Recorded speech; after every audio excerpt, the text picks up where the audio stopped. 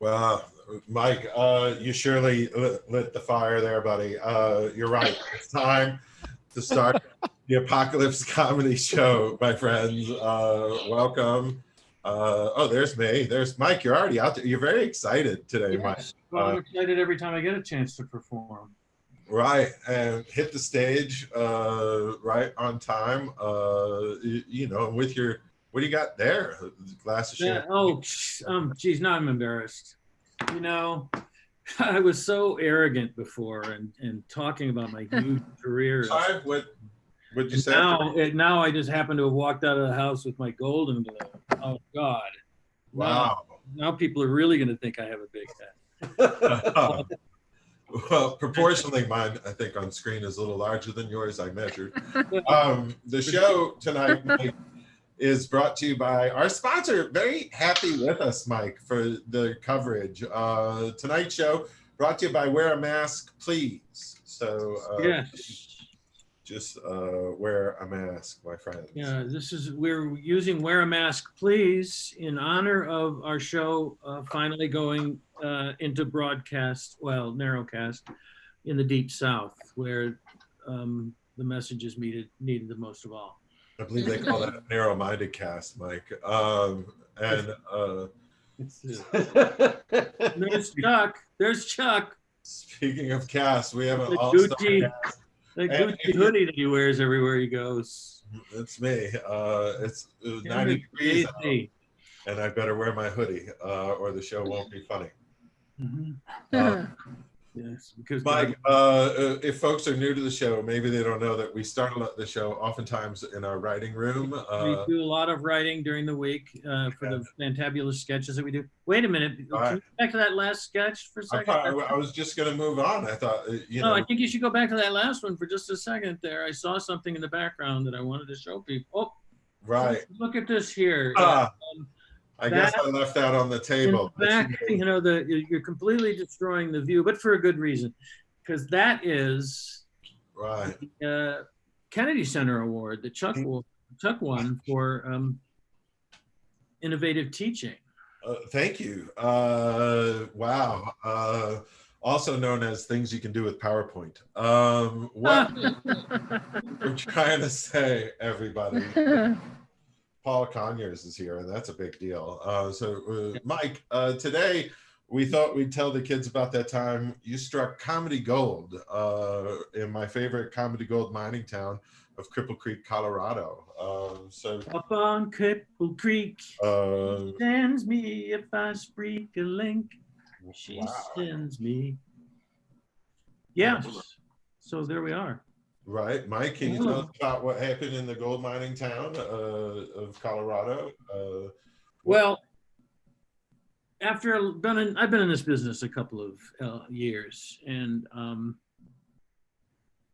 I have been both mining for and a gold mine of comedy gold for many, many, many years. And I thought to myself, you know what? I've just been handing out the nuggets right and left for so long. Why not go up and see what it'd be like to dig for some real gold? Right. I have a photo here, I think, taken on. Is that 110? That was me in earlier, simpler times. That's Hank Worden, who was in a lot of the John Ford movies and who was enormously well endowed. So this is him trying to get his wonderful sexual package out of a gold mine in Cripple Creek. He's trying to get his dick out of the tunnel. Is that what you're saying? Well, he's trying to wheel himself out of the tunnel. Right. It takes some tonnage to help him with that. Yeah. How do you drill for comedy gold? It takes a big dick, is what you're saying. Yeah, you have to be a big dick, and I think I've proved that tonight already. Wow. The level of self-awareness on that one. Mike, tell us about this photo, because I think I found this in your comedy gold scrapbook. Well, this is Throckmorton Gildersleeve, who is finally I get to see what he looks like. Yes. Well, he became the mayor of a small town in the Midwest, but right now he's out there stripping vines from the front of a mine and just leaning against things that prevent anyone else from getting in there, because apparently he struck gold and he doesn't want anyone else to have any of it. Yeah, he's up to his Gildersleeves and funny. He is. There, you know what? He used to be Gildersleeve, now he's Gilded Sleeve. Mike, I found in your scrapbook a photo of the original Comedy Gold Mining Company.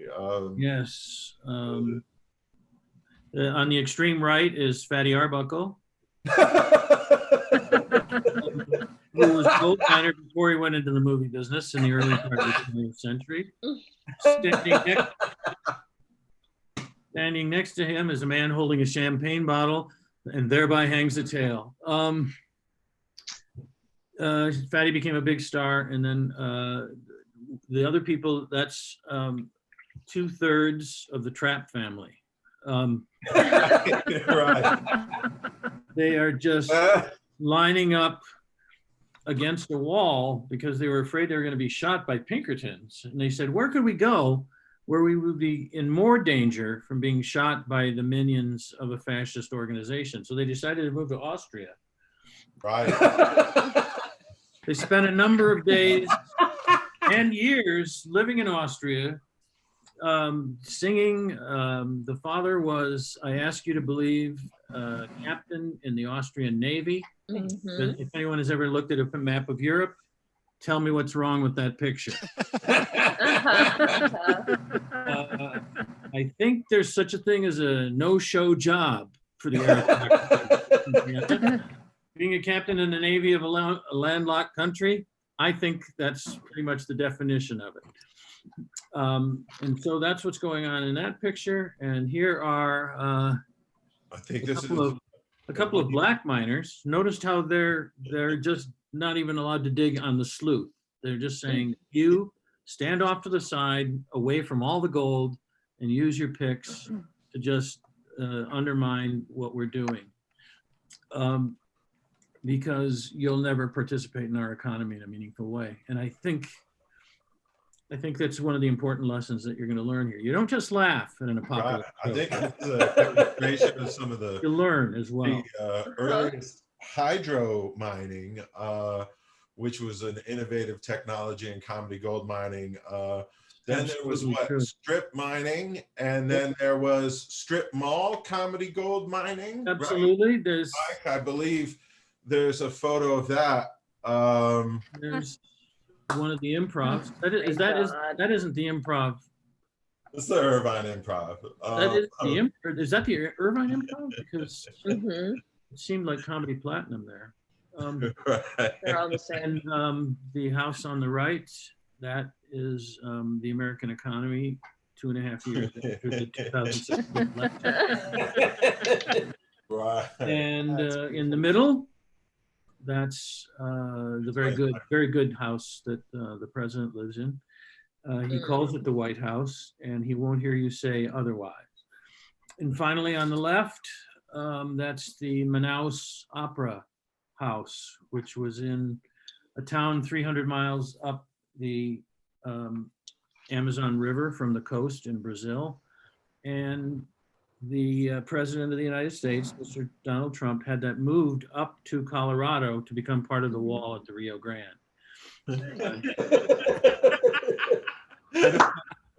I don't know why he moved it up to Colorado, because as anybody can plainly see, Colorado isn't on the Rio Grande. It's called the Colorado River because it goes through Colorado. But he put it here to keep the Mexicans out and the COVID in. So that's a lot of the things.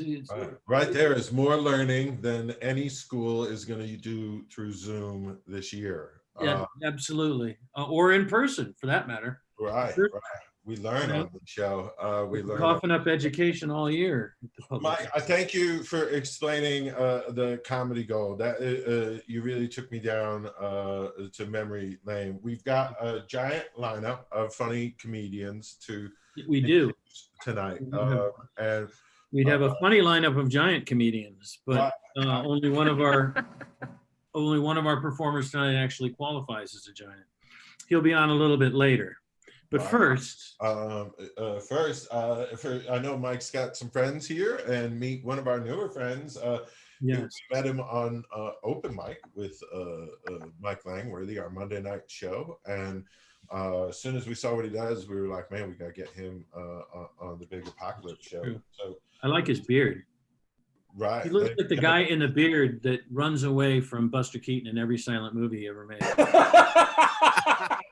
Niko Lukoff, ladies and gentlemen. Please welcome Niko Lukoff, ladies and gentlemen. Yeah. Tell me I'm wrong. Thank you so much. Oh, this is so much fun. Thank you all for being here. This is a good time. So I'm gonna start from the beginning. I was raised in the only Jewish household. Pause for effect. That's not the joke. That's not the joke. But sometimes I get more laughs when I do that, so I like that. So I was raised in the only Jewish household that had no humor. Like it was wild, right? Like we didn't tell jokes. The only roasts were brisket. We didn't even do sarcasm. Yeah, it was super fun.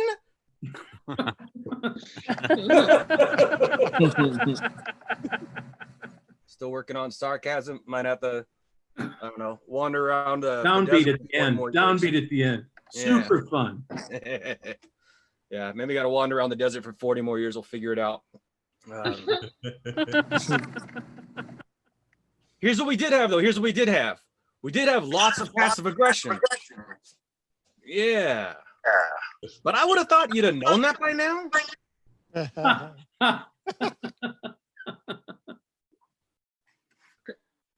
I think volleyball, I got to set my drink down here for this one. I think volleyball was invented for people who just don't know how to catch. Yeah, they're like, basketballs are too heavy. Balloons are too light. What do we do? Then to make it official, they went to a tennis court, and someone grabbed the net, and they went like this. We did it! Home run, touchdown, goal! And then this person got replaced by some poles. I don't know, I read it on the internet. The other day, I sat in a tall wooden chair. That's right. Exciting. We got chair jokes, volleyball jokes, and Raghu. Yeah. Hey, Niko, can you hear the echo? Absolutely can. Right. Do you know where that comes from? I think it was Raghu or Raghu. There we go. Thanks, buddy. All right. I think that's what it was. Why don't you take a shot at that joke again so we can hear it without the echo? Oh, absolutely. And I also have no idea how much time I have now, but I'm just going to keep going. And Don't worry about your time. Great. All right. So the other day, I sat in a tall wooden chair. I know you're glad we took care of that issue because that was really exciting here about chairs and the volleyball jokes. The other day, I sat in a tall wooden chair. It didn't have any armrests. It didn't have a backrest. It was pretty uncomfortable. Put a pillow on it. That kind of helped. Just needed a stool softener. That's a numb ass joke. I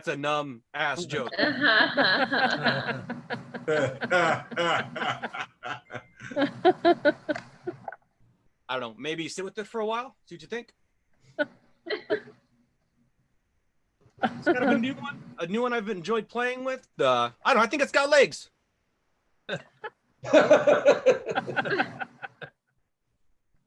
I have to hold this up because I'm laughing right now. That's fun. That's fun. All right, so I got busted in high school for selling weed. Oh yeah, sorry. Transition.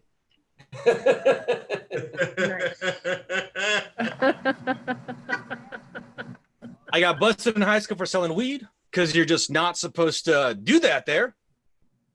No. Okay. They frown upon it. I was just trying to turn frowns upside down, you know.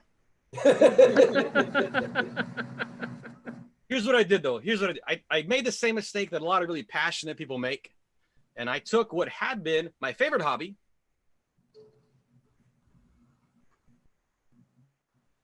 I was just ruined it. I was just muted. Took what was my favorite hobby and just ruined it. And by turning it into a job.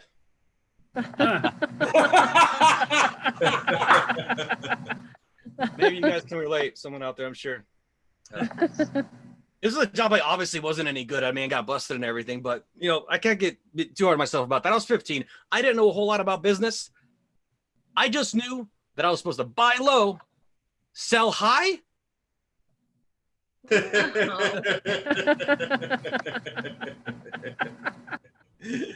I just took it a little too literally, you know?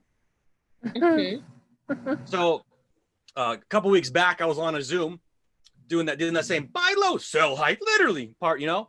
And I got a message in the chat. Now, I'm obviously a very professional open mic and Zoom show comedian here.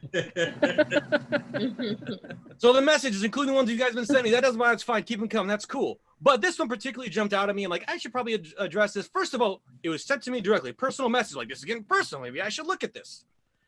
And here's what it said. It was in all caps. It said, not to be that guy. And this is how he looked. Not to be that guy. I imagine. Not to be that guy. And it's all caps, direct message. So I'm like, oh crap, do I got something I got to look at, like address right here in the moment? I'm like, oh, and then I read the rest. He says, not to be that guy. What I think you said, that's how he sounded in my head. But I think you meant to say figuratively instead of literally. Right? Yeah. So I was like, dude, you are literally being that guy right now.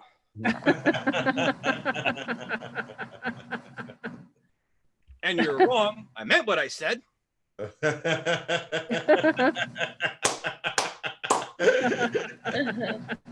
We're just arguing semantics here. I think it was just being anti-semantic.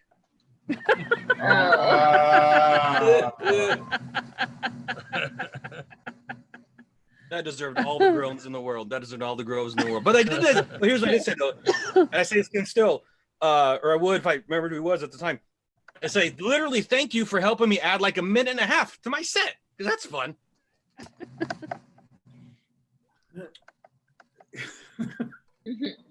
So again, I did this, all of that on a Zoom today. I'm like, I just had to kind of write this or think this through today, like just before the show.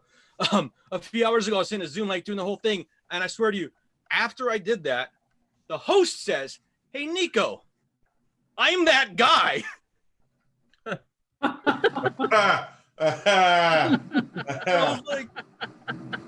was like, this is so perfect. I'm doing a show in a couple hours and I'm going to talk about this. And this is going to be amazing and hilarious and fun for me. And I'm like, thank you so much. And I'm messaging him and I'm like, hey man, that was actually really cool. I forgot. I didn't remember who he was. And I was actually really hoping that I'd run into him and this would happen at some point. We connect. And I'm like, hey, just so you know, it's fun. It's all good time. And he types back. He like, hey, it's really cool. And I swear this is what he does. When he types back, he's typing so incredibly loud that you could barely hear the comedian that was up. But I felt really bad for him. But that just amused me that he actually still was typing loud. And that was a good time. So if I do have it, I think that might be 7. If I have any time, could you tell me how much that might be? In a minute. All right. Typing loud. Yeah. you probably messaged me. Sorry. Fantastic. Another minute. So back to the other story. Remember the one from before about the weed and selling that? That was fun. Yeah. So I did get busted. I got busted, and you know, I should have been. Sorry, I did get busted. I was the only Jew in juvenile hall. Yeah, only Jew in juvenile hall. So I put the Jew in juvie. And you know, I got out way sooner than I should have because some stereotypes are true. My parents hired a really good Jewish lawyer. Yeah. He went up to the judge and he said, let my people go. And they did. You all have been absolutely fantastic. We got a hell of a show. Thanks for having me on. It's been super fun. Hey, we got it. Yeah. Thanks, Niko. Nice. Thanks, Niko. It was really great to have you on. Right. Sure. I'm pretty sure Niko's related to my in-laws, since he was in a Jewish family that never laughed. The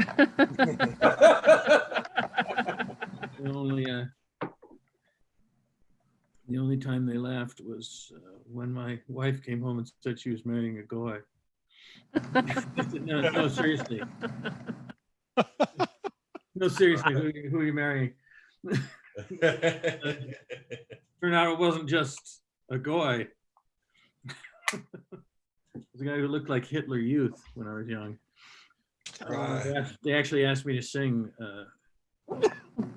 songs from The Sound of Music when I was there, and I thought that was rude. I'll be honest with you.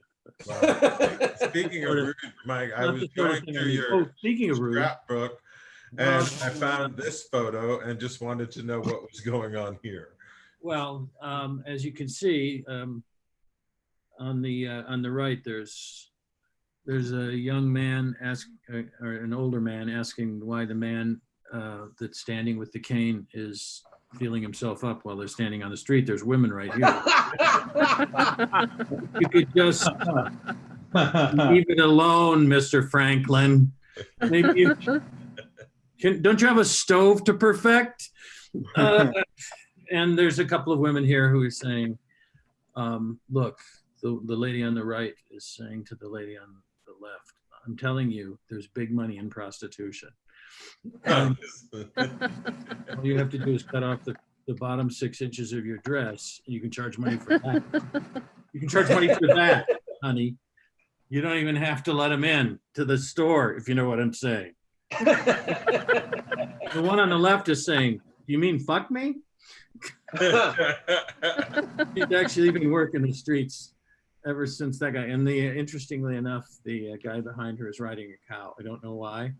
I didn't know they made saddles for cows, but that's what he's riding. Right. Or maybe it's a horse. I don't know. And then the neckwear of a Ubangi tribeswoman is stacked against the left side of the picture. So you nailed it, Mike. I think what we love to do. I'm drinking a little champagne there. Our next performer, Chuck. Should I introduce this guy? I'd love you to. Raghu's a man from Chicago, so we have a performer from Chicago here. Not only from Chicago, but probably in Chicago or very near Chicago as we speak. He met him through a very dear friend who I've known for a long time. He came on the show a few weeks ago on the open mic and did a really nice job there. And Chuck promoted him to do a show on the ApocaLips, and he did very well on that show. And now he's here tonight looking svelte as well. Yeah, look at that. Welcome. Hey guys. Raghu Adibhatla. Yeah. Hey. Woo! Thanks for thanks for having me again. I'm actually on the East Coast now. I'm at my parents' hood. So I know my name is Raghu. I have 2 kids, which means twice in my life. I was Raghu and my wife was Prego. That's how that works.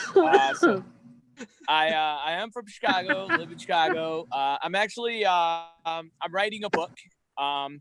It's about 2 star-crossed lovers from the suburbs of Chicago. And right now it's called Romeoville and Joliet. And at the end of my book, they don't drink poison, they do meth. So that's how that book ends. But yeah, I mean, I get made fun of a lot. I knew a woman once that told me every time she walks into a grocery store, she thinks of me. And I told her, but Mom, you named me, so don't give me a hard time, My name's not the worst name out there. There are worse names. I knew a guy in my MBA class. His name was Ahem. That was his name. We didn't know whether he was clearing his throat or what was going on, but he had a naming ceremony. Indians have this. They have a naming ceremony sometimes, and both families get together and they're thinking of a name and it's really quiet and the dad is about to speak or someone, and then in the back somebody goes and the dad just gets excited. He's like, that is it. That's the name. Write it down. It's a hem. Emphasis on H. But thank God he didn't fart, because it probably would have been worse. Hey, scratch that. Akbar. And depending on the sound, it could be Yusuf. We don't know. It could be either or.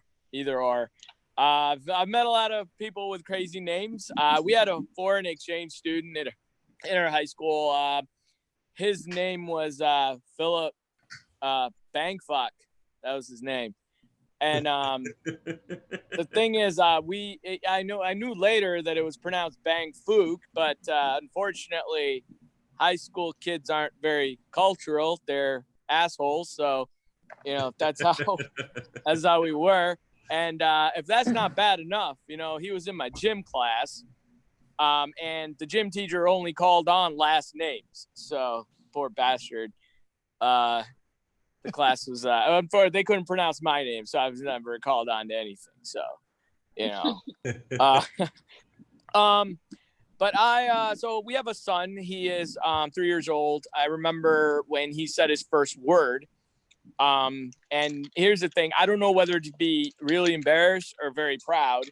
And his first word was actually cock porn. That was his first word. And he looked at me when he said it, so I don't know what was going on. I'm not sure. But then we found out that he was actually trying to say popcorn. That's what he was trying to say. And people always will ask, they'll always ask, like, hey, what was his first word? And we can't lie, because we have a daughter who talks a lot. His first word was popcorn. No, Daddy, his first word was cock porn. Like, shut up. Don't do that. My only fear is that, when he starts to date, and he's going to go to a movie theater with his date, and, hopefully we can at that point, but, he'll go there, they'll be at the concession stand and be like, honey, what would you like? Okay. I was afraid you were going to say that. Can I get the cock porn? Large. Preferably the large. Need a lubricant, butter? Yes, some extra butter, lubricant. That's right. No, but with two kids, it's pretty interesting because one of the things that happens now is one of them is always scared. They always want to come into our bedroom, and but they don't make an announcement at the door. They don't knock on the door and go, Mommy, Daddy, I'm coming into your room now, and I'm gonna be sleeping in your bed. They don't do that. What they do is it'll be like 3:00 in the morning. We're like half asleep, and all of a sudden they will stand next to our bed like Paranormal Activity. and really you'll just hear this breathing, and that's not really my biggest fear. Is that I think there's like this dynamic force next to our bed. My biggest fear is this thing in a heavy breath is going, Daddy, Daddy, can we sleep in your bed? Scares the hell out of you. We've been watching a lot of Netflix and a lot of movies and stuff, and I always ask my wife, what kind of movie do you want to watch? And sometimes she'll say, hey, I want to watch a feel-good movie. So, so I put on a porn. I felt good. So we watch a lot of movies, but I think Indians need more roles in movies. I think it's about time we had an Indian James Bond. I think that would be really cool, because he'd be riding around in his shiny hat, souped up Camry, and it'd be Agent 00711. His next movie will be Doctor. No. And his name would be the absolute best, because he would go around going, my name is Bond, Dr. James Bandurangaralapalli Venkata Satya Surya Lakshmi Narasimha Chakravarti. Crazy. I'm gonna end on this. I love Christmas. Can't wait. But the thing is, when I was a kid, I knew right away that there was no Santa Claus.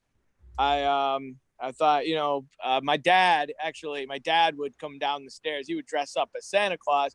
He'd come down the stairs. He'd go, ha, ha, ha. Happy Christmas.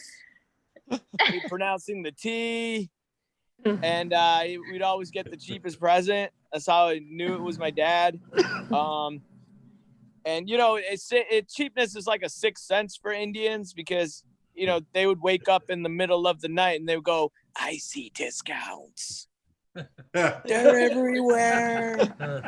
And here's the other thing. The other thing is that, I know that there will never be a brown Santa Claus. It's never going to happen for us, you guys. It's just not going to happen, because the world is not prepared for a brown guy with a long beard breaking into people's homes and leaving suspicious packages. It's not gonna work. Thank you, guys. Yeah. Raghu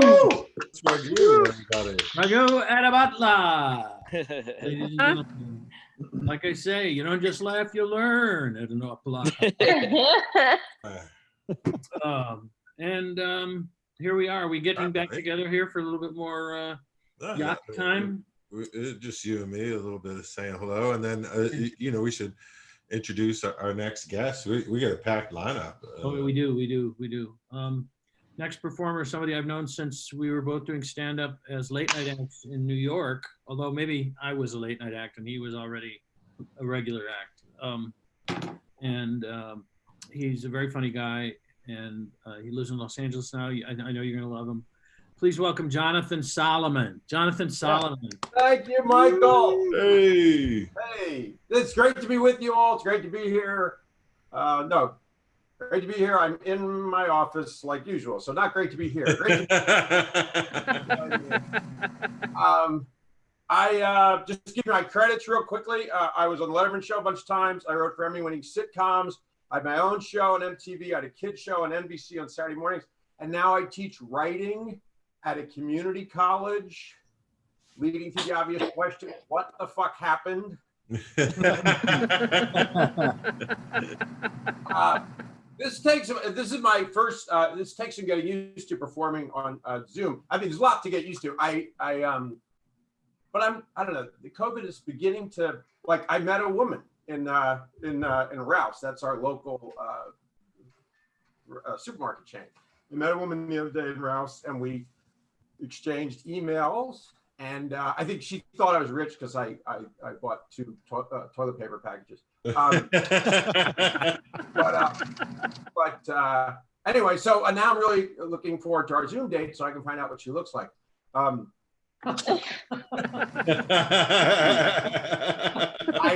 What was weird, I told her I was a comedian sometimes, and she was excited by that, which is really amazing, because I can't believe that women think, if there's women out there who aren't comedians and you want to date a kid, no, it's not fun. It's not like we tell jokes all the time. We tell you we're the musician. It's an easy career to get confused about. Like when I was a comedian, I didn't date. I knew a lot of strippers, female strippers. And guys, if you want to date a stripper, here's the thing. They don't really swing around a pole naked. They don't really want to give you a lap dance. And most said they're not really good listeners.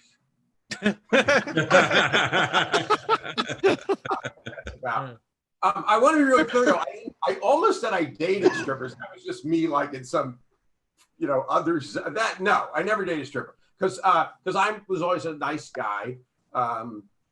Nice guy. Here's an example of me being a nice guy. When I was 17, and this is sort of sad because he passed away due to COVID, but John Prine has this beautiful song, "Hello in There." And the lyric, if you know the song, it's a beautiful song. It's about how old people are lonely. And so you should, when you see them on the street, you look into their eyes and you say, hello in there. And I first heard that song when I was 17. And I just made up my mind that when I saw old people on the street, I would say hello in there. And, I made up my mind when I was 17 and my eye for what was old was maybe a little off. So I probably ended up saying big hellos to people who were 32. But,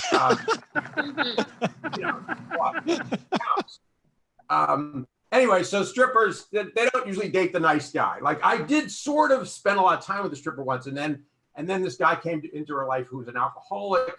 And he'd just gotten out of prison and he treated her like shit. So, that's as far as what strippers are looking for, that's pretty much the trifecta. So, I never got to it. Let's see. It's good to be on a show. I want to say with my guy. Incidentally, guys, this has been so cool because this is my first Zoom show, and you guys have just been so fucking funny. I've just been home. I mean, it's just great. But also, it's great to be with Mike because, like Mike mentioned, we've known each other a long time. Basically, what I'm saying is, it's nice to be on a comedy show with old people. I'm 61, which is very old. For those of you who are not old, here's some stages of being old. The first stage is like in your early 20s, and everything's great. And then mid 20s, older gay men stop looking at you. Then late 20s, younger women stop looking at you. And then in your 50s, all women stop looking at you. Even older women. And now I'm at this new stage. I'm at the stage where cops don't look at me. It's amazing. I can now make a U-turn across traffic, look into my car. Like, oh God. 61. Probably in a rush because he has to pee. Go. 61. There's a lot of stages of for the young people. Here's a stage of getting older. There's a stage when you start to figure out your relatives. Go home for the holidays and suddenly you're like, no wonder Aunt Kathy's always been so much fun. She's an alcoholic. Yeah. But she slept long outdoorsy.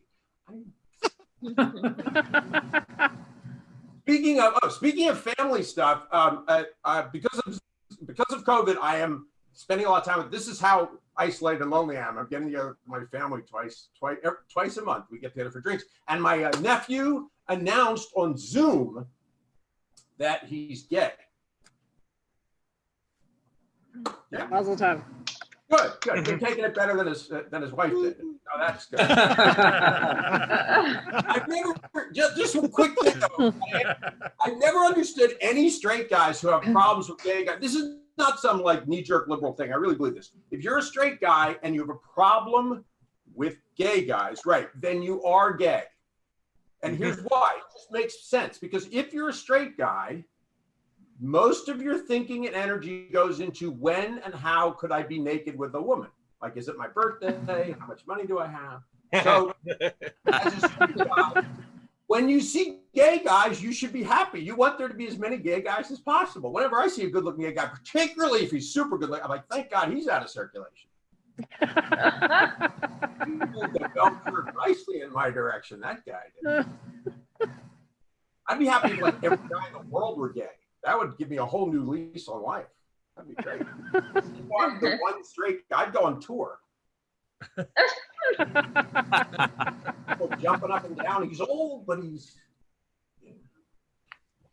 actually when my nephew, I sort of knew my nephew was gay. I mean, you know, anyway, one time we were on this, before COVID, I saw him in, my family's Philadelphia. I went on the street and I said, Andrew, I know you're gay. Because it's weird, you know, straight guys, gay guys, everybody, whatever your sexuality is, it's sort of hard to accept that anybody else is not what you are. You know what I mean? So we were on the street and I was like, Andrew, I know you're gay. I get it, you know, but look at the way that woman's skirt wraps around her ass. And he was like, yeah, that'll happen with linen fabrics.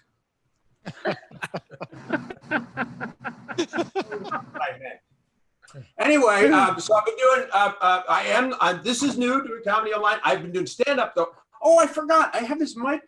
I I can use it. It's just in my office. No, seriously, it's not connected to anything.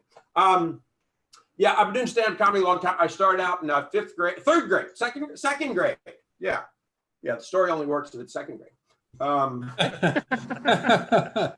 Second grade math class, I was graffitiing on the top of the desktop, and my teacher, Miss Medell, do you do that to furniture in your own home? And I said, we don't have crappy desks like this in my home.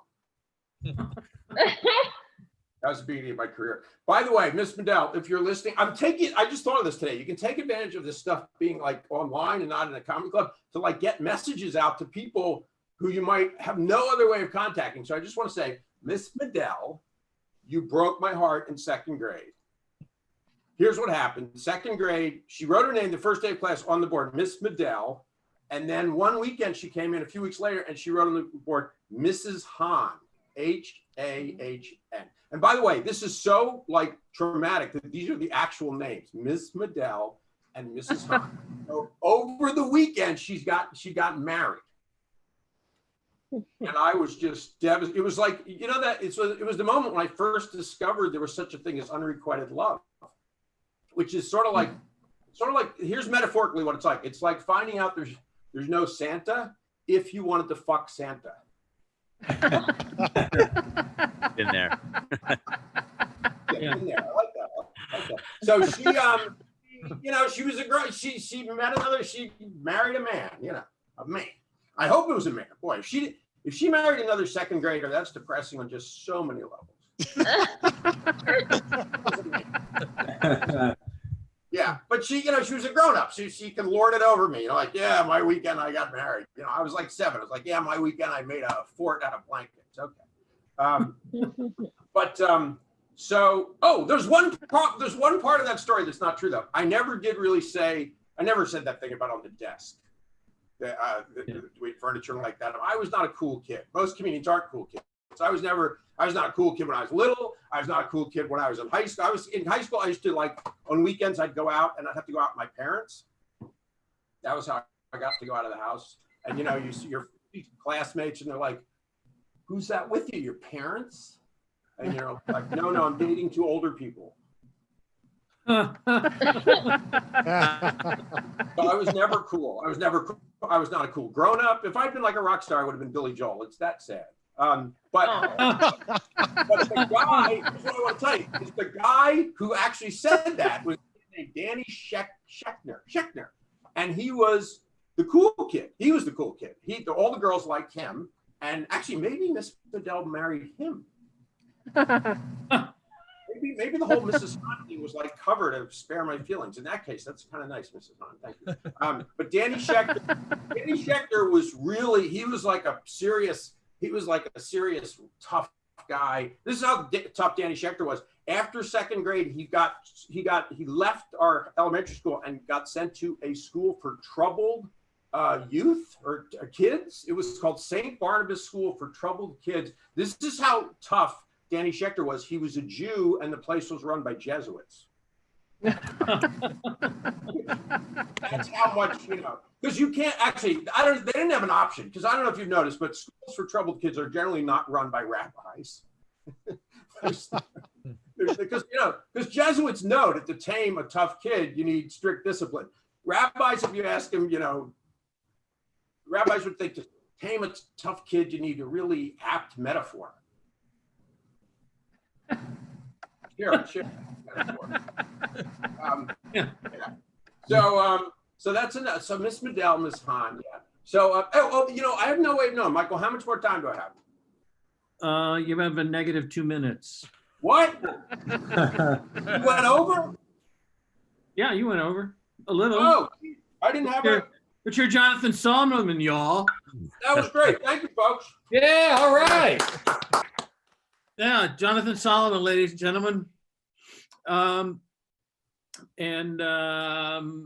don't know if it was a -2 minute, it could have been a -145, whatever, you know. Standard of decency, whatever. Anyway, Greg, let's. You told me we were going to do the thing where you go, excuse me. Actually, I did do the light. I mean the noise that came in. Oh, all right. And I also said I didn't do excuse me to everybody. I did excuse me to the people that I thought were tedious and going long. Okay. That wasn't you. That wasn't you this time. So things have changed since we worked together in New York. Here, I'll give you some sort of setup for this. That was the shortest 10 minutes, and now you say. Of your life and the longest of mine. There we go. Yeah. Be that as it may, our next performer, she'll be here and gone in the blink of an eye because that's how funny she is. No matter how long her set is, you'll say, "Wait, why aren't we paying for this?" Please welcome, if you will, fresh from her sprint as Maria in Sound of Music. It's a Sound of Music night. How do you solve a problem like Mike Langworthy? Age will do it for you, Emily. Just be patient. So take advantage of this wonderful time. Emily Cornelius. Ladies and gentlemen, Emily Cornelius. Woo! Woo! Thank you, one person. Oh, that's a lot of people's mics are muted. Don't even think about it. Oh, well, I wish that mic was muted. I'm so sorry. Hi. I'm Emily Cornelia, and I'm here to talk to you about the new normal. No, I'm not just talking about faking sick for 14 days and having to lose weight to make it look legitimate. I'm talking about practices that maybe should have been the norm before a global pandemic. Number one, hand washing, please. The world is disgusting. Number two,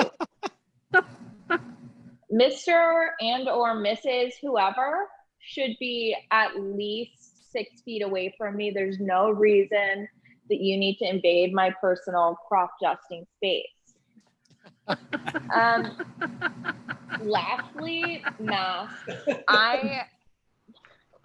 There's a lot of surface area here. I've got a huge head, and it's nice to only put on half of my makeup. Another pro of the mask, don't have weird, usually older men telling me to smile. Sir, I didn't wake up wishing that you would perceive me. Why should I smile? The world is a facade. So I'm gonna get a little political now. Thanks. Get excited. I'm gonna talk about the protests that are happening. I don't know how you all feel about them, but I'm not racist, so guess where I am. So my generation does it, and it's called destruction of property. But when American revolutionaries in Boston in 1773 do it, it's destruction of property. Oh my God. I joked. No, we didn't turn the harbor into the world's most expensive Starbucks order. But we did use an app to turn the president into the same guy who wrote the laws in The Town and Footloose. So now Kevin Vegan Bacon can't post his dances on TikTok. And yeah, maybe I do know a lot of people who believe that a certain rock will bring them prosperity, but Babe Ruth wore silk women's stockings for good luck, and nobody called him a hippie. I'm probably biased. I'm a young human. right on the border between Gen Z and millennial, actually. Like, I remember the sound of dial-up internet, and I know where I was on 9/11, but also I had a cell phone before I got my first period. So, on the other hand, I don't know anyone who did the Tide Pod Challenge, not successfully anyway. And I'll be 25 in a month. And that's an age that pretty much solidifies adulthood, but I don't have any idea what I'm doing. So maybe I matured early. Maybe I am a millennial. I don't know. I watched the right episode of Survivor and my back hurts. I know all of the words to Mr. Brightside, and I have very strong feelings about the Team Edward, Team Jacob debate. And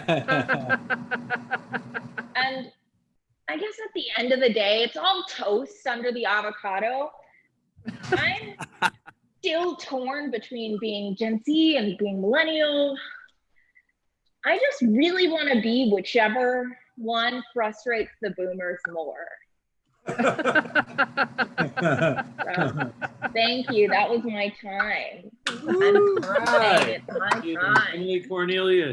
Emily Cornelius, ladies and gentlemen.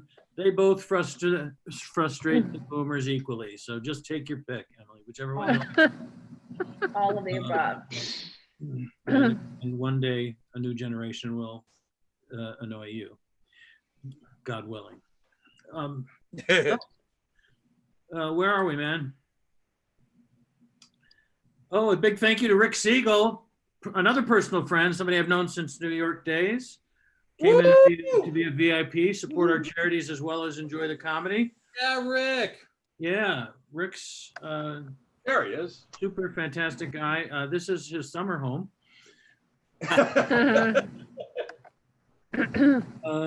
That's half of it. well, yeah, the outside, the inside half we don't get to see. And up on the top floor, that's him trying to decide whether or not to live or die. But it's just a. That's attractive. That's very nice, Mike. There's no. Well, Rick, you know, what are you gonna do? I cannot tell a lie. Like many of the slaveholders in the early revolutionary days. At any rate, great job. I hope you enjoyed the show. Shall we move on, Chuck? I did a great job. No, I believe this is part of your prize for being on the show, is a virtual mansion. Oh, that's nice. Virtual opera house. What else do we have for him, Chuck? Yes, your very own virtual 100 grams of gold. That's 99.9% pure. So you can take this, keep that in your back pocket, because come the pandemic, gold is going to be worth its weight in. Do you know when the pandemic starts, Mike? I don't. Why? Do you have a lot of gold? No, I just like it would probably be good to know in advance. So like, you know, I saved money, got masks.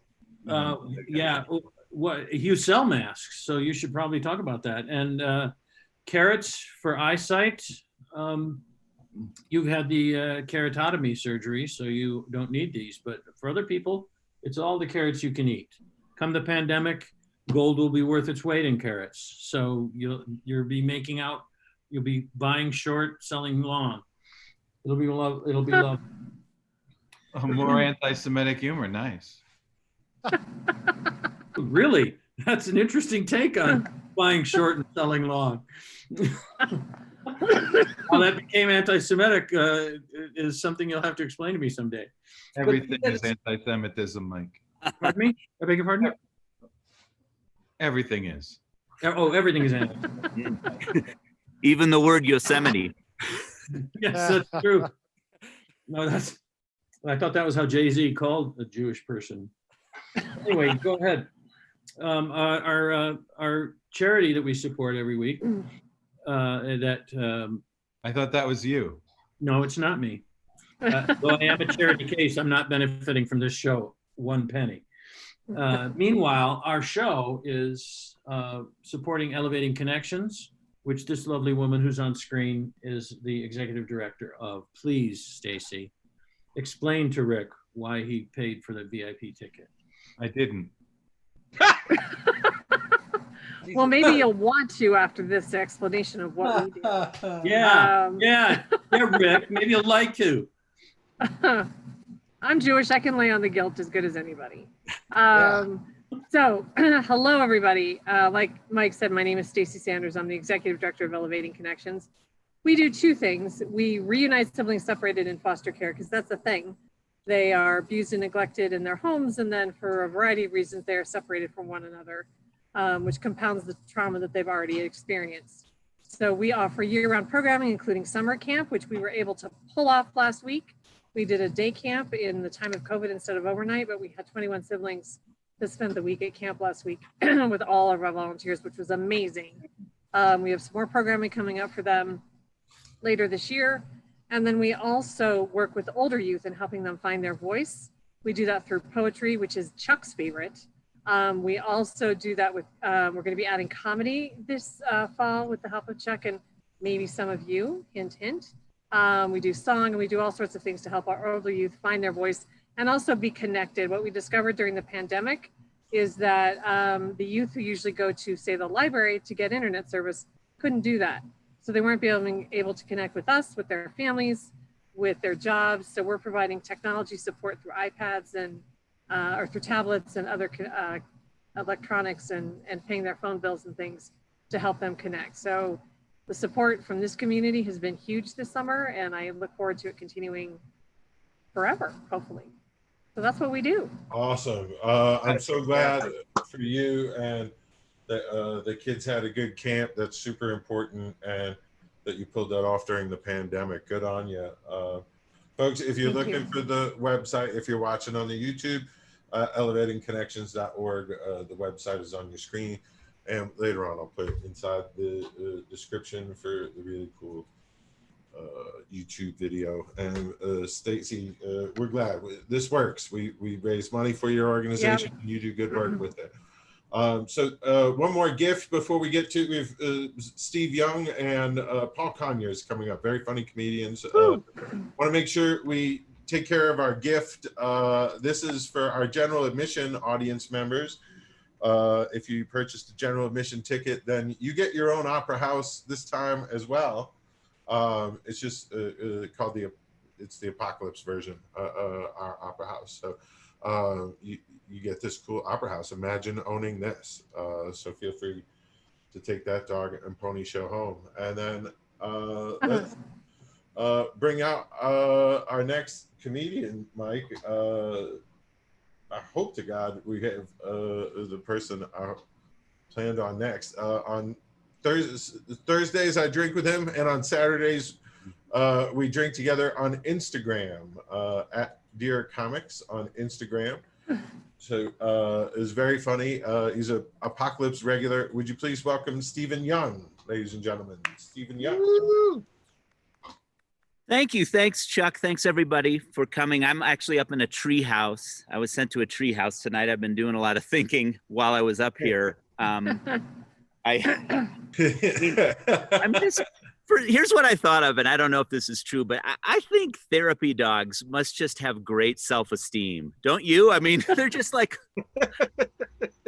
all they hear are all these problems, and they're like, I don't get it. I mean, I see your problems in black and white, you know, because they're dogs. That's how that works. I could solve this in 7 times as fast. Okay, that was a mistake. I shouldn't open with that, but I'm trying to find some common ground here, because this world, frankly, it's just become too divisive. And some of you are saying it's divisive, asswipe, and that's really the problem. You know, we need to find that common ground. Like, there's certain things I think we can all agree on, right? Like, schizophrenics should be allowed to drive in the carpool lane. I mean, that's only fair, don't you think? I think the word monosyllabic has way too many syllables. I mean, polysyllabic, I get. We can get on board with that, right?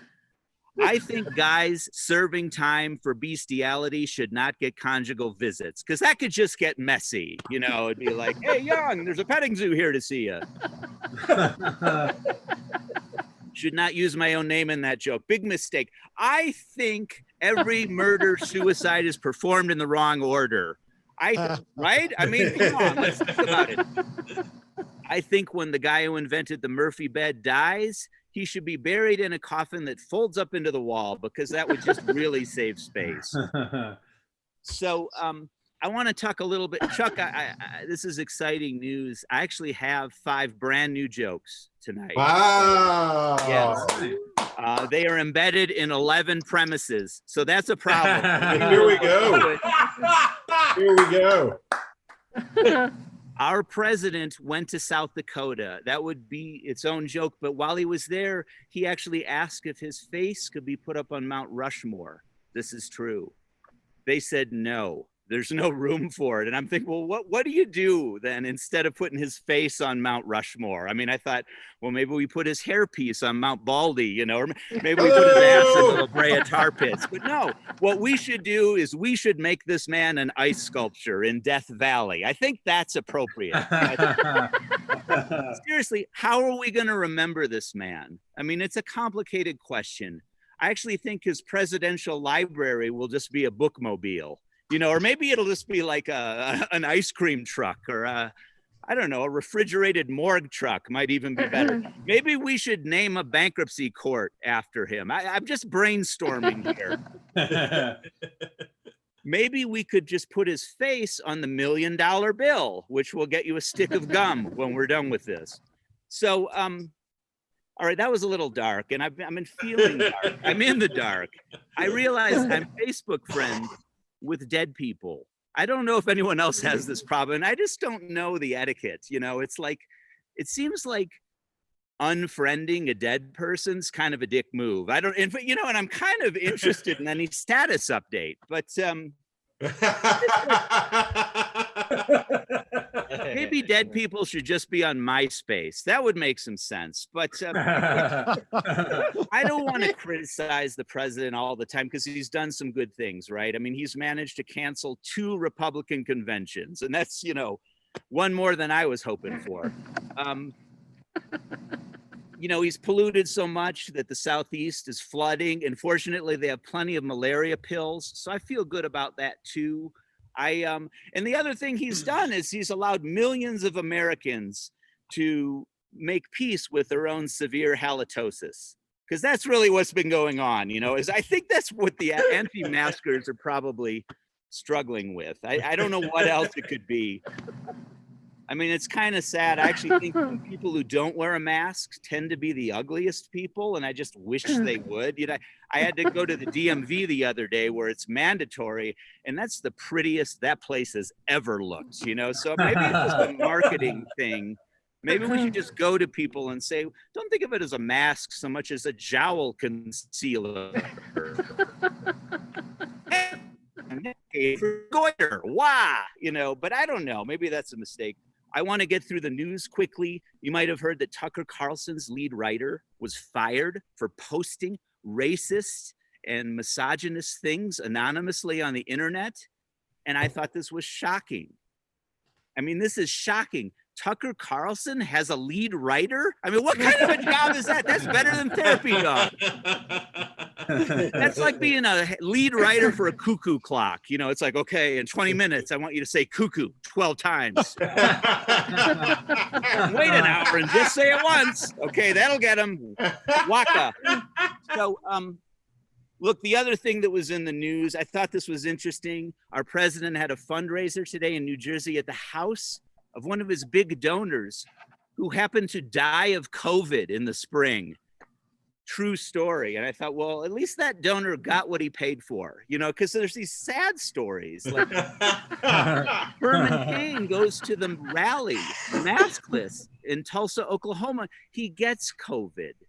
And he gets COVID and he suffers. This is terrible. And he dies. And the sad part about it, in addition to that, is he was there as part of the group Blacks for Trump.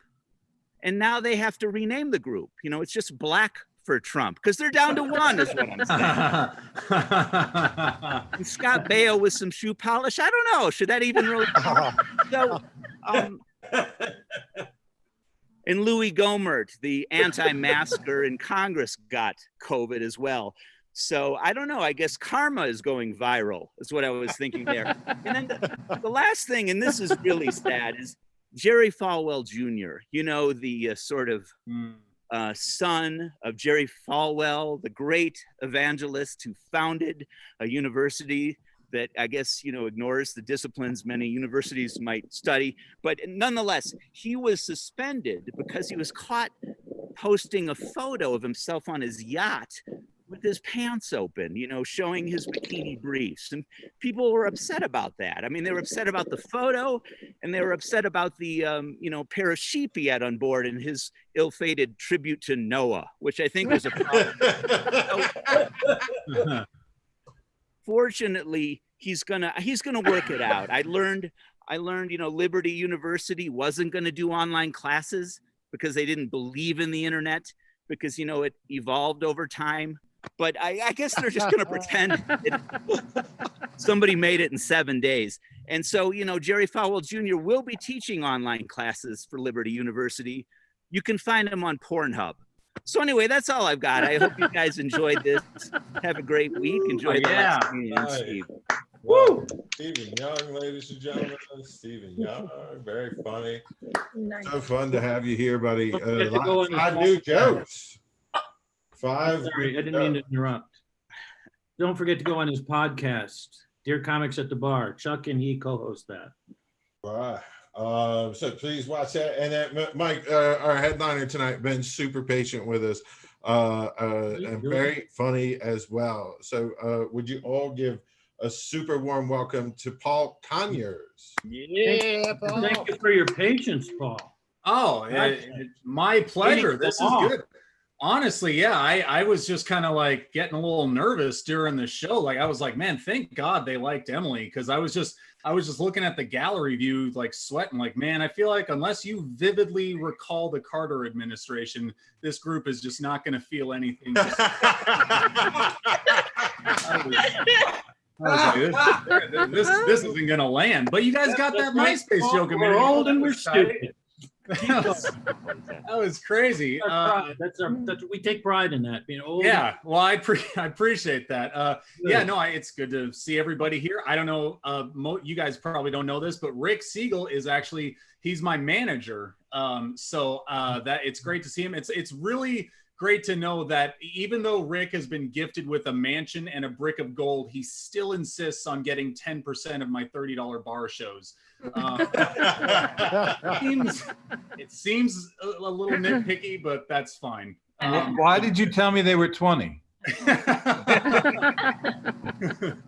Oh shit! Yeah. See the size of that brick of gold, man.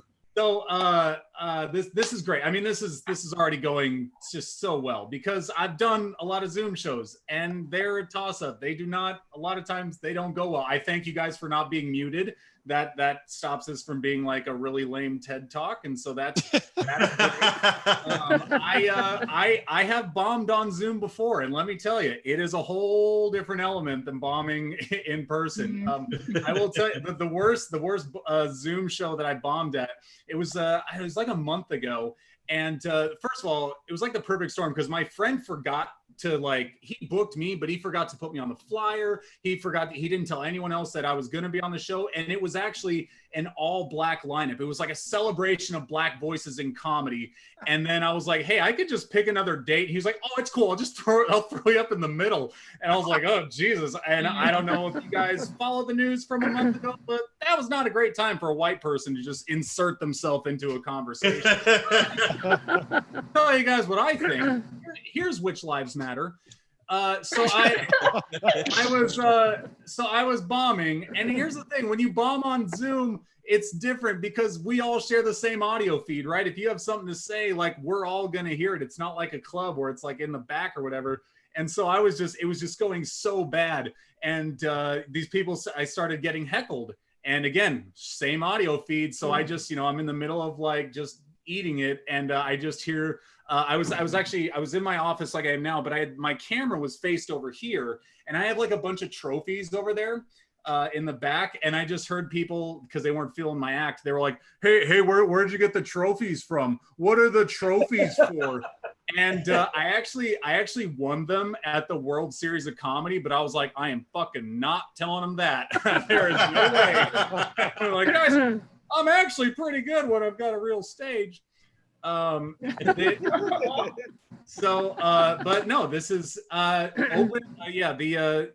Comedy on Zoom. Those are 3 tough words to hear in this line of work. The only 3 words that are tougher are Zoom open mics. Those are insane. Because I see a lot of you guys in the crowd are not comics. So an open mic, a regular open mic, is crazy because like anyone can get up. A Zoom open mic is like anyone can get up and they don't have to leave their house. So your crazy neighbor who's got really fucked up theories about where COVID's coming from, who doesn't have a driver's license, like now you get to hear like his hot 5. And Yep. So it's not great, but I will tell you the weirdest open mic that I ever did. I was supposed to go up next. I was the next comic up. And the guy that went right before me, it was his first time doing comedy. His real job, he is a legitimate male porn star. And his name was Rod Johnson, which, all right, it's kind of cute. For me, look, I understand that porn isn't the business of subtlety, but like 2 penis euphemisms, did we need, it's just a little on the nose, like was Shafty Jizz Rocket taken? I feel like we could have a little bit harder. Like, I think that guy like walked into his agency like the first day and he was like, I want my name to reflect the fact that I've got a dick and I know how to use it. I want my name to be Rod. And his agent was like, okay, great. And what about your last name? He was like, okay.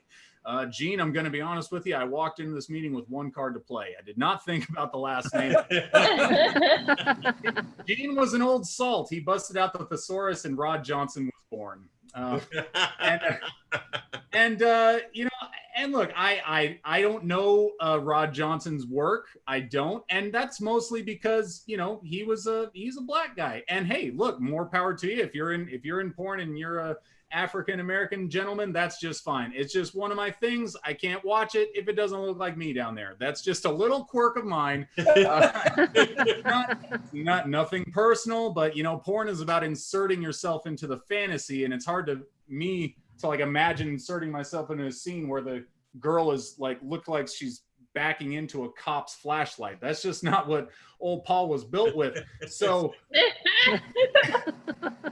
and I don't know. I hope that stance isn't like racist. I hope it's not racist that I don't watch black porn, because I want to be a good ally, people. I want to be on the right side of history.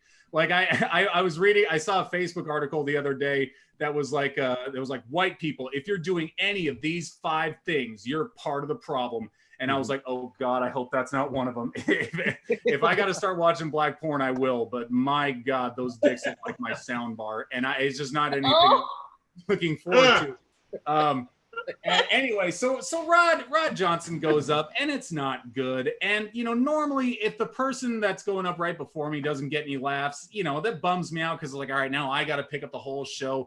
But I was actually like, okay, because I was like, you know what, this guy, Rod Johnson, he may not get any laughs, but I'll tell you one thing, this motherfucker is going to finish on time. And that's a goddamn professional, right? This guy knows when to wrap the scene up. And I hope he continues. I want him to continue his comedy journey, because I want to see him in person. I want to see him do like an in-person show, not because I think it'll be particularly good, but I just want, I want to be there when like, the producer in the back gives him like the 1 minute light and he's like, oh shit, I got to finish. And he just pulls down his pants and like, and then, then the host has to like shuffle him off stage before he turns the front row into like a filthy Gallagher show. I don't know if part of that joke is accurate. I don't know if porn stars have agents. I like to think that they do in my head. I like to imagine that like Rod's agent like calls him and he's like, Rod, kid, I've got the perfect role for you. Let me ask you something. What do you know about plumbers? And Rod's like, well, the only thing I know is if they can't pay the bill, you should leave immediately. Okay, I want you to forget everything you know about plumbers.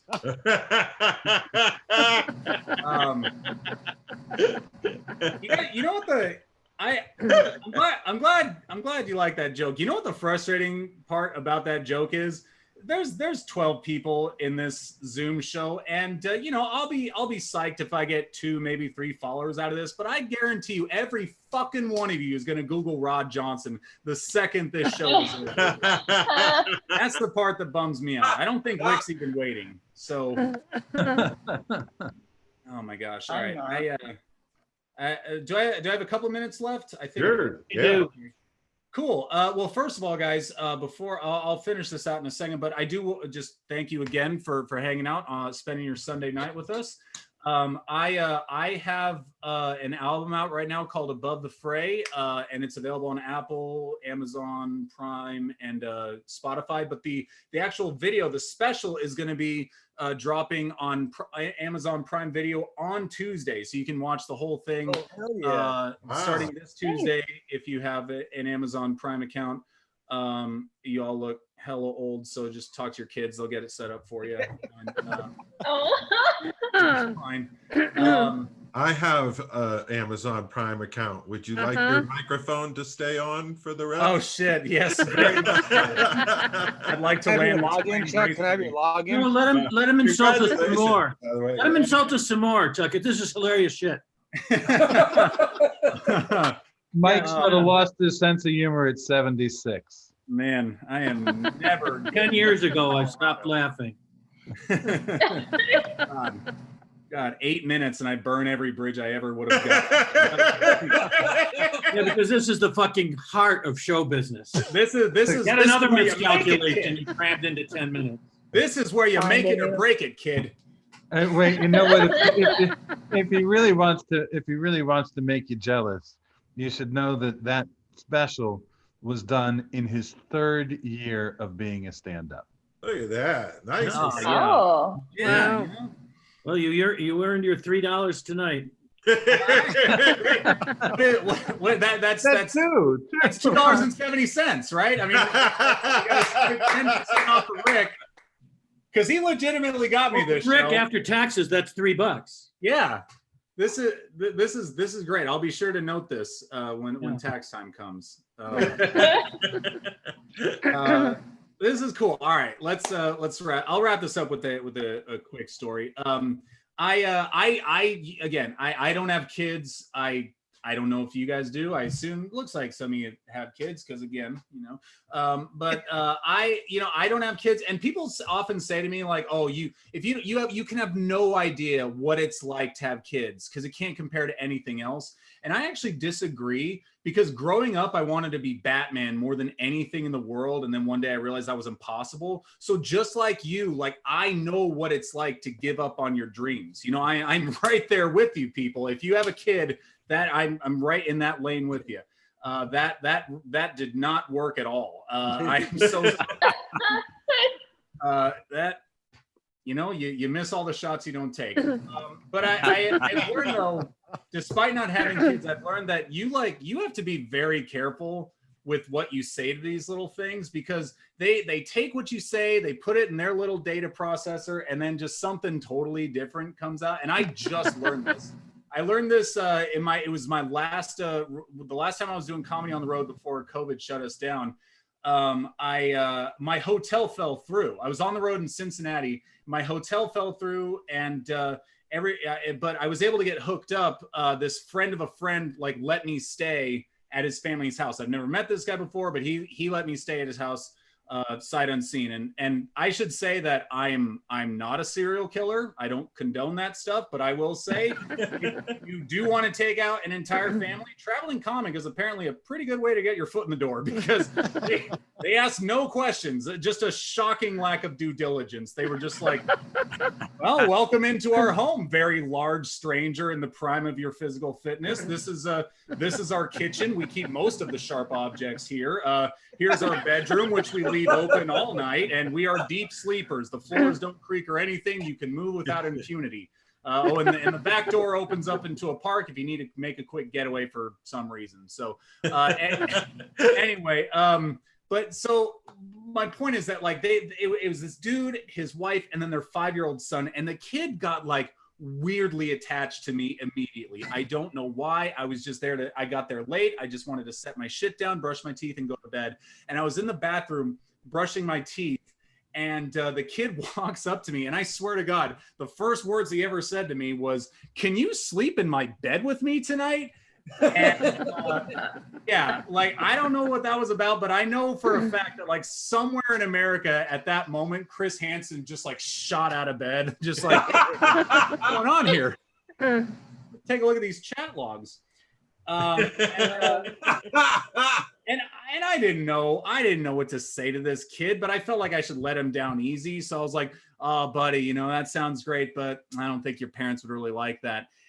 And then the kid goes, "Well, that's okay. I'll just go ask him," and then runs upstairs to add me to Megan's list. And I stood there. I was like, "Oh shit! Like, what do I do?" Like, I wanted to stop him, but I was like, I can't chase after him. I figured the only thing worse than the question he's about to ask is if I like physically restrained him from getting to his parents. Like, stay down here. So I had to like follow him upstairs, just wait for the hurricane, and I just kind of was like in the hallway as he walks into his parents' room, and I heard him. I was watching. He was like, "Can he sleep in my bed with me tonight?" And the mom was like, "What? No, absolutely not." And then the kid goes, "But he says he wants to," which I did not say, but I will say this. It was at that moment I realized, I was like, shouldn't have followed him upstairs. That was a big should have stayed down, because you know what I looked like in that moment? I looked like, you remember when you were a kid and your friend would ask his parents if you could stay the night, and you just kind of like hung back in the hallway, just wait like, "Hey, what did they say? Should I get my sleeping bag?" Like I'm anticipating it, and so the mom sees me like over the kid's shoulder, and she was like, "You want to sleep in my son's bed?" I was like, "I don't even know your son's name. Like, why would that be the criteria that I?" Like, Oh my God. Yeah, it was rough. I would call breakfast the next morning a subdued affair. I would say that because they think they've just let a predator stay the night, and I'm just there thinking I should have murdered these people when I had the chance. This was my one shot. Anyway, guys, that's it for me. Thank you so much for hanging out. It was a lot of fun. Thank you so much, guys. Appreciate it. Paul Conyers, ladies and gentlemen. Paul. Thank you. Nice job. Available. Coming to a halfway house near you. Yeah. Watch him on Prime Video. That's a nice. Congratulations on that. Well, thanks to everybody that performed, including Niko and Raghu, Jonathan Solomon, Emily Cornelius, super fun, Stephen Young, and Paul Conyers. Give them all a nice round of applause. That's a huge lineup, right, Mike? Yeah, it was fine. It's a good show. Good show. And don't forget, say thanks to Elevating Connections. I don't have a sense of humor, so I can't really judge it. But they seem to respond to it. You know, Right. other people were, you know, a pretty good time. I got as many laughs as Stacy, but you know, it was good. Right. Stick around as you exit. We'll help you exit the show, but if you'd like to stick around, Mike sings a song at the end of the show after we turn off the YouTube. Mike sings a song, but he never knows what the words are. So hang around for that. We all get to sing along with Mike. Usually I don't know what the melody is. This way we go all the way. Right. Be careful. Or the melody. Yep. Be careful as you exit the ApocaLips comedy show. The neighborhood's sort of gone down a little bit. You know, so you gotta. Oh, Rick Siegel is back. We showed up at where the hookers are. Rick Siegel's back. Who knew? Well, he takes 10% of the woman on the far left. Right. Oh. Her manager. Right. Yes, Emily, that's what I was saying, that he manages her. But I hope you can be here tomorrow night to punch all my material down. No, it's perfectly all right. You know, you're in the right age group. You're still, you're still reproducing, so clearly you know what humor is. All right, here. In the olden days, when we were children, we didn't reproduce. It was all mitosis. Right. Well, we know when we see the guy in gold, when we see the guy in gold, it's time to say goodbye to the gang on YouTube. So, YouTube, thanks for staying with us all, and hope you enjoyed the show. And Mike, I think it's probably time. Oh yeah, you guys were great. It was a wonderful show. Everybody was great, really guys. fun. I very much enjoyed it. Thank you for donating money to Elevating Connections. Please tell your friends. Please come back often. And a standing invitation for anybody who was on the show tonight to come back at a time that's convenient for Chuck, who books the show. Not intended as a joke. Intended to say, let's make sure that we book people back. Sure, yeah, we'll bring everybody back. And sing along if you can, folks. Mike sings the song. You sing along, and he doesn't know the words. He doesn't know the tune. So you don't know it either, but you just sing along. Is the Golden Globe going to move tonight, or don't we know yet?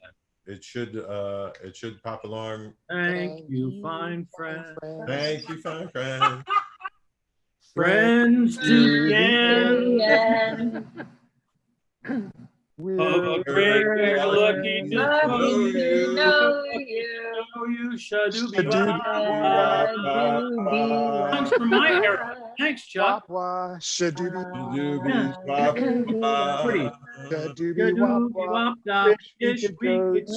to Winchell. Doesn't want to go to Winchell.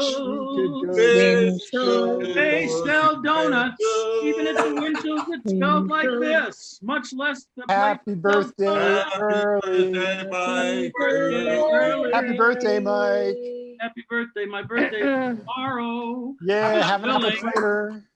But it's early, so happy birthday. Happy birthday. Happy birthday early. Shadoobie wop wop. Shadoobie wop wop. Shadoobie wop wop. Shadoobie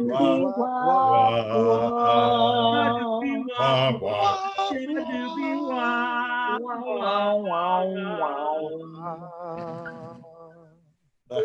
That was beautiful. That was That's really beautiful. That's awesome. Known you a long time, Mike. Didn't know this Me? talent of yours. That was great. I'm sorry, what did you say, Jonathan? Known you a long time. I didn't know this was one of your talents. Mhm. Singing. He's a I singer. believe Singing. John established, established earlier that this is my talent. He puts Hey, the before we root- go, can someone explain to me what Amazon Prime is so I can go sign up for it? Oh my God, you're serious, aren't you? Frankly, no, I can't. No, I'm very Thank you, not Jonathan. serious. No. I appreciate the kind words. Ask Chuck for the login. He's got you. yeah. No, I love Amazon Prime. Amazon Prime. Amazon Prime, if you get a lot of packages through Amazon, then it's like $60 a year to sign up for. The Oh, way yeah. how Jeff Amazon Bezos, Prime we works, are looking how for a Amazon Prime sponsor. works is that if you order a lot of things from Amazon Prime, every month they bring a big red box full of DVDs to your house. You can watch, and you can have your grandson or some relative who's under the age of 1,000 come to your home, figure out a way to use some of those electronic things that they plug into the wall, I think, because that's where the lightning hits, and that's how we get electricity. And then you can watch these videos on a big sheet against the wall. I'm told that there are screens that actually plug into the electricity directly, and supposedly you're able to watch things that way. I've never actually seen it in person, though, and I think it's apocryphal. I don't really believe that my good friend and high school roommate Benjamin Franklin did not discover electricity with a key and a wet string. I think we all would have been over at his house smoking weed, and by weed I mean Jimson weed. If that's what we've been doing, because in those days we didn't, in high school usually. Nowadays, the kids today, they fuck a lot in high school. Nowadays we didn't do that because we're too old to have reproduced. But that's basically how it works.